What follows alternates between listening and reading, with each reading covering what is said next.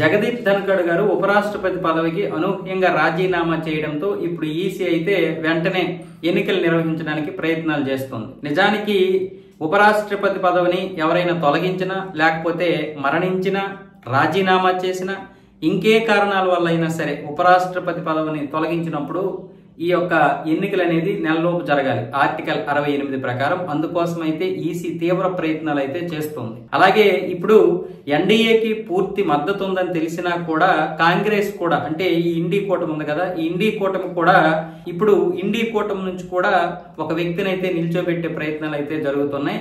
అంటే బలమైనటువంటి సందేశం ఇవ్వడానికి మేము నిల్చోబెడుతున్నాం తప్ప ఈ యొక్క పదవి మాకు వస్తుందని కాదని ఇండీ కూటమి ఇప్పటికే స్పష్టం చేసింది. అయితే ఇందులో ఏకగ్రీవంగా ఈ 24 పార్టీలు కలిసి ఒక వ్యక్తిని నియమించడానికి అయితే ముమ్మరంగా ప్రయత్నాలు జరుగుతున్నాయి. ఆ వ్యక్తి ఎవరనేది ఇంకా తెలియలేదు. అంటే వాళ్ళకి రాదని తెలిసినా కూడా నియమిస్తున్నారు. నిజానికి ఎందుకంటే ఎన్డీఏకి పూర్తిగా లోక్సభలో కావచ్చు, రాజ్యసభలో కావచ్చు 422 ఓట్లు అయితే ఉన్నాయి. మొత్తం 786 ఓట్లకు గాను మొత్తం 394 ఉంటే వాళ్ళకి ఆ పదవి వస్తుంది. అయితే ఎన్డీఏకి 422 ఓట్లు ఉన్నాయి లోక్సభలో, రాజ్యసభలో కలిసి. కాబట్టి ఈ పదవి ఎన్డీఏకే గాని ఇండీ కూటమి కూడా ఒక వ్యక్తిని నిల్చోబెట్టాలని ప్రయత్నాలు చేస్తుంది.